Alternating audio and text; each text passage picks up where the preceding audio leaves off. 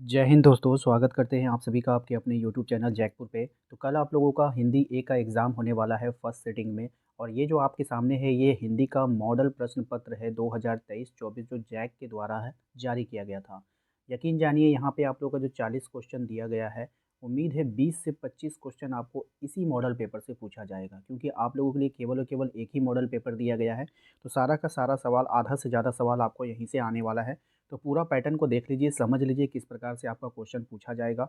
और समय आप लोगों के पास बिल्कुल भी नहीं है, तो ज़्यादातर वीडियो अपलोड नहीं हो पाएगा।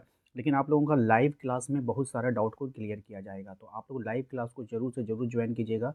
इसके लिए आप एक काम कर सकते हो, हमारे व्हाट्सएप ग्रुप को ज्वाइन कर लेना दिए गए नंबर पर संपर्क करके, या नहीं तो वीडियो के डिस्क्रिप्शन में भी हम व्हाट्सएप ग्रुप का लिंक डाल देंगे। तो उसको ज़रूर से ज़रूर ज्वाइन कर लेना, ताकि आप लोग को लाइव क्लास का नोटिफिकेशन मिल पाए। ठीक है, दिन भर आप लोगों का क्लास जारी रहेगा, तो दिन भर आप लोगों को हमसे जुड़ा रहना है। ठीक है, तो चलिए शुरू करते हैं। सबसे पहले देखिए यहाँ पर आपको क्या दिखाई देगा, एक पैसेज दिखाई देगा। और हाँ, सब्सक्राइब कर लीजिए, चेक कर लीजिए कि अभी तक आप लोगों ने ब्लैक कलर वाला जो सब्सक्राइब का बटन है उसको दबाया है कि नहीं, घंटी के आइकन को दबाया है कि नहीं, उसको दबा के रखना है। ठीक है, यहाँ पर आप लोग देखोगे एक पैसेज आपको मिलेगा। जैसे ही आप इसको पढ़ोगे ना, पढ़ करके कुछ क्वेश्चन का आप लोगों को यहाँ पर आंसर करना होता है। ठीक है, तो यहाँ पर देखिए हम डायरेक्ट क्वेश्चन आंसर पे आते हैं, आप उसको पढ़ लेना। कह रहा है कि गद्यांश के अनुसार किसके आगमन के समय खेत लहलहाने लगते हैं। किसके आगमन के समय? 9 वर्ष के आगमन के समय। ठीक है, ऑप्शन नंबर ए। दूसरा क्वेश्चन है हमारा, गद्यांश के अनुसार सभी त्योहारों को मिलजुल कर एक साथ कैसे मनाते हैं। तो सभी त्योहारों को मिलजुल कर हर्षोल्लास के साथ मनाते हैं। ठीक है, चलिए क्वेश्चन नंबर 3 पे आइए। क्वेश्चन नंबर 3 में कह रहा है गद्यांश का सर्वाधिक उचित शीर्षक क्या होगा। यानी आपको एक टाइटल देना होगा, तो त्योहारों का महत्व। ठीक है, क्वेश्चन नंबर 4 में देखिए आपसे कह रहा है कि प्रफुल्लित शब्द का पर्यायवाची क्या होगा। तो प्रफुल्लित शब्द का जो पर्यायवाची होगा वो होगा खुशी। ठीक है, उसके बाद आपसे कहा जा रहा है कि प्रस्तुत पद्यांश को ध्यानपूर्वक पढ़कर 5 से 8 तक के लिए सही विकल्प का चयन करना है। तो यहाँ पर आप लोग देखो क्या है, पक्षी और बादल ये भगवान के डाकिए हैं जो एक महादेश से दूसरे महादेश में जाते हैं। इसको पढ़ लेना अच्छे से। यहाँ से क्वेश्चन आपसे आएगा कि पक्षी और बादल को किस रूप में बतलाया गया है। तो पक्षी और बादल को किस रूप में बताया गया है? डाकिए के रूप में बतलाया गया है। दूसरा है आपका एक देश से दूसरे महादेश में कौन जाते हैं। तो एक देश से दूसरे महादेश में पेड़ और पौधे, है ना? नहीं सॉरी, पेड़ पौधे कैसे जाएंगे भाई, पेड़ पौधे तो जाएंगे नहीं। ठीक है, तो कौन जाएंगे? तो ऑप्शन नंबर पक्षी और बादल। ठीक है, हाँ, उड़ते उड़ते चले जाते हैं। नेक्स्ट देखिए क्या है हमारा, क्वेश्चन नंबर 7 में कह रहा है कि सुगंध में कौन सा उपसर्ग लगा है। तो सुगंध में जो उपसर्ग लगा है वो सु लगा हुआ है ना।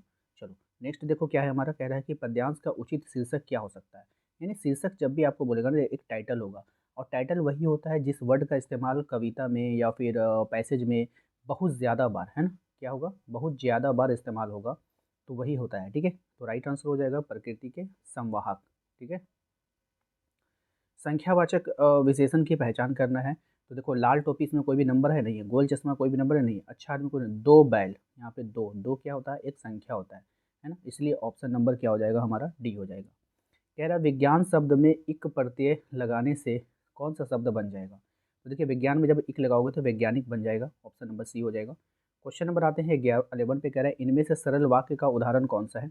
कौन इनमें से सरल वाक्य है आपको बतानी है। तो जोर जोर से वर्षा हो रही है, ये सरल वाक्य है। ठीक है, इसमें कोई भी और हो गया, की हो गया, तथा हो गया, ये सब जुटा नहीं रहना चाहिए। मतलब दो वाक्यों को जोड़ेगा नहीं, मतलब एक ही लाइन में जो है अपनी बात को कह देगा वो। ठीक है, नेक्स्ट देखिए क्वेश्चन नंबर 12 में आपसे कह रहा है कि इनमें से किस वाक्य में कर्ता ने चिन्ह का प्रयोग किया गया है। शिक्षक ने कहा। ठीक है, तो यहाँ पे देखो ने, कर्ता ने कर्म को, तो कर्म बोला नहीं, कर्ता, कर्ता चिन्ह ने किस में लगा हुआ है? इसमें लगा हुआ है ना। तो शिक्षक ने कहा। ठीक है, अब यहाँ पे देखिए क्वेश्चन नंबर 13 में कह रहा है निम्नलिखित में से शाकार का विलोम पहचानना है आपको। शाकार का विलोम कौन होगा। तो साकार का जो विलोम होगा निराकार होगा। ठीक है, याद रखना है। अगला सवाल है हमारा कि ईंट का जवाब पत्थर से देना मुहावरे का सही अर्थ आपको क्या होगा। तो इसका राइट आंसर हो जाएगा आपका कड़ा प्रतिरोध करना, option number A. Question number 15 पे आओ, कह रहा है कि निम्नलिखित में से कौन सा शब्द एक वचन में है। तो कौन सा शब्द एक वचन में है? आकाश में है। ठीक है, औपचारिक पत्र में इनमें से कौन सा विकल्प नहीं होगा। तो औपचारिक पत्र में अभिवादन नहीं होता है, याद रखना है। निबंध लेखन के अंतिम चरण को क्या कहते हैं। निबंध लेखन के अंतिम चरण को उपसंहार कहते हैं, याद रखिएगा, इंपॉर्टेंट है ये। नेक्स्ट है आपका संवाद में कौन से अंश आवश्यक होते हैं। तो संवाद में नाम, भाषा, स्थान और गतिविधि जो होता है वो आवश्यक होता है। चलिए अगले सवाल पे आते हैं। अगला सवाल देखिए क्या है, कह रहा है कि इसको पढ़ना होगा आपको और पढ़ करके क्वेश्चन का आंसर करना होगा। तो इसको आप लोग स्क्रीनशॉट लेकर के या फिर वीडियो को रोक करके इसको पढ़ लो। हम डायरेक्ट सवाल पे आते हैं। सवाल में कह रहा है कि चिड़िया के माथे का रंग कैसा होता है। तो चिड़िया का जो माथे का रंग होता है वो काला होता है। कवि ने चतुर किसे कहा है। तो कवि ने जो चतुर कहा है वो चिड़िया को कहा है, याद रखिएगा। नेक्स्ट क्या है आपका, चिड़िया मछली को किस तरह पकड़ती है। तो चिड़िया मछली को जो पकड़ती है, ऑप्शन नंबर डी, झपाटे मारकर। ठीक है। गगन का पर्यायवाची कौन नहीं होगा। तो गगन का पर्यायवाची नहीं होगा वसुधा, बाकी सब होगा। ठीक है, याद रखिएगा। यानी पर्यायवाची शब्द को भी आप लोगों को ध्यान में रखना है, वहाँ से भी क्वेश्चन आपके आएगा। शाखियाँ एवं शब्द पाठ के आधार पर दिए गए पदों पर उनके तत्सम रूप दिए गए हैं, इनमें गलत विकल्प का आपको चयन करना है। तो यहाँ पर देखिए इसका राइट आंसर हो जाएगा आपका पखा, पखी, पशु, पक्षी। ठीक है, ये इसका आंसर होगा। और नेक्स्ट है आपका, वाक पाठ के आधार पर निम्नलिखित में से कौन सा वाक्य सही है। तो वाक एक पाठ है, उसको पढ़ना है आपको। पढ़ने के बाद उसको बताना है कि कौन सा इसमें से वाक्य सही है। तो भोग और त्याग के बीच मध्यम मार्ग अपनाना चाहिए। ठीक है, ये सही है। क्वेश्चन नंबर 25 पे, एक कैदी और कोकिला कविता के अनुसार मोहन के वर्त द्वारा किसकी ओर संकेत किया गया है। किसकी ओर संकेत किया गया है। तो मोहनदास करमचंद गांधी की ओर। ठीक है। मेघ आए कविता के अनुसार धूल किसका प्रतीक है। तो धूल जो होगा वो युवती का प्रतीक है, याद रखिएगा। उसके बाद इसको पढ़ लेना है आपको। पढ़ने के बाद कुछ आंसर है, उस आंसर को देना है। 27 नंबर में आइए, कह रहा है कि गधा कैसा प्राणी है। ये जो गधा है ना, ये कैसा प्राणी है। तो सहनशील प्राणी होता है। क्या होता है, सहनशील होता है। गधे में ऋषि मुनियों का कौन सा गुण पाया जाता है। तो गधे में जो ऋषि मुनियों का गुण पाया जाता है, सुख दुख में समान भाव से रहना। ठीक है। गधे को आदमी क्या समझता है। गधे को आदमी क्या समझता है ये बताना है। तो बेवकूफ़। क्या समझता है, बेवकूफ़। गद्यांश के अनुसार विषाद का अर्थ क्या होगा। तो विषाद का जो अर्थ होगा वो हो जाएगा आपका दुख। ठीक है। क्वेश्चन नंबर 31 पे आइए, कह रहे हैं लहासा की ओर पाठ में लेखक के सहयात्री का नाम क्या था। तो लेखक का जो सहयात्री था उसका नाम था सुमति। ठीक है। क्वेश्चन नंबर 32 में आइए, कहा जा रहा है सांवले सपने की याद पाठ के अनुसार साइलेंट वैली कहाँ पर है। ये मोस्ट इंपॉर्टेंट सवाल है, तो ये केरल में है। ठीक है। क्वेश्चन नंबर 33 पे आओ, कह रहा है कि किस ब्रिटिश सेनापति ने देवी मैना पर सहानुभूति दिखलाई थी। तो किसने दिखाया था। ऑप्शन नंबर बी, सर टॉम्स है। यहाँ पर आप लोगों को ये ध्यान देना है कि इसने जिस जिस चैप्टर को टच किया है, आपको उस चैप्टर का सारा क्वेश्चन पढ़ के जाना है। ठीक है, इससे आपको हिंट्स मिल रहा है। क्वेश्चन नंबर आते हैं 34 पे। 34 में कह रहा है कि मेरे बचपन के दिन पाठ के अनुसार महादेवी वर्मा को उनकी माता जी ने सबसे पहले किस ग्रंथ को पढ़ना सिखलाया था। किस ग्रंथ को सिखलाया था, पंचतंत्र को। किसके, पंचतंत्र को। ठीक है। आइए नेक्स्ट सवाल पे आते हैं। नेक्स्ट है हमारा, जूता हमेशा टोपी से कीमती रहा है, ये पंक्ति किस पाठ से ली गई है। तो ये लिया गया है प्रेमचंद के फटे जूते से। ठीक है।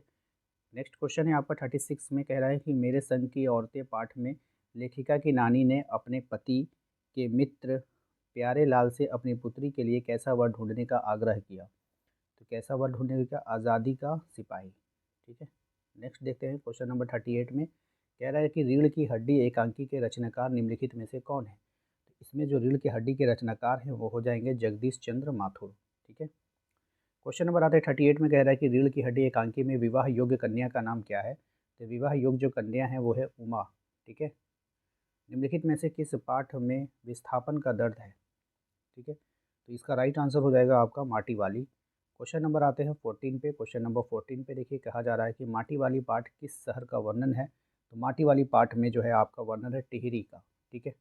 तो अभी हमने 40 क्वेश्चन देखा, ये 40 इंपॉर्टेंट है, यहाँ से भी एग्जाम में क्वेश्चन आएगा। लगातार आपको जितने सब्जेक्ट का एग्जाम है सभी का वीडियो मिलता रहेगा, इसलिए चैनल को सब्सक्राइब कर लीजिएगा, बेल आइकन को दबा लीजिएगा ताकि आने वाली हर एक वीडियो का नोटिफिकेशन आपके मोबाइल पे जाए। इसके अलावा आप व्हाट्सएप ग्रुप को ज़रूर से ज़रूर ज्वाइन कीजिए, क्योंकि नोटिफिकेशन नहीं जाने के बाद आपको वीडियो आपके ग्रुप में उपलब्ध करवाया जाएगा। मिलते हैं अगले वीडियो में। Thank you.